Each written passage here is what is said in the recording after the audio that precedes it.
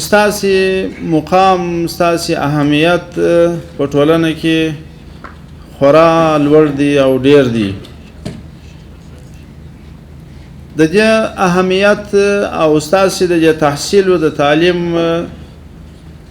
د برترۍ او بهترۍ او ضرورت او توجه ژوندۍ مثال دا دی.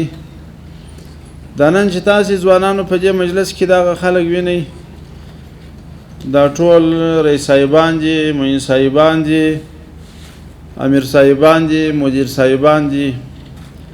تقریبا د زورو په شاوخوا کې د عالی تحصیلاتو د وزارت تشکیل دی، دننه په وزارت کې تشکیل.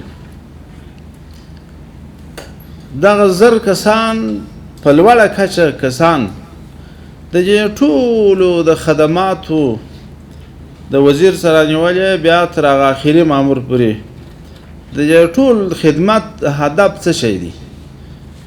د ټول فعالیت هدف یې کوم شی دی؟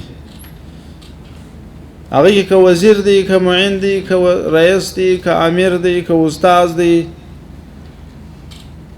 د ټولو د خدماتو د زحماتو اساسي هدف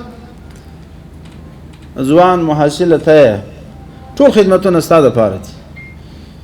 خو که زه دلته مکتوب امضا کوم، استاد مقرروم، استاد پوهنتون ته ځي، صنف ته ځي، نصاب په لاس ورکول کېږي، زیربنا ورته آماده کېږي، امنیت یې نیول کېږي، مناسب چاپېریال ورته برابریږي.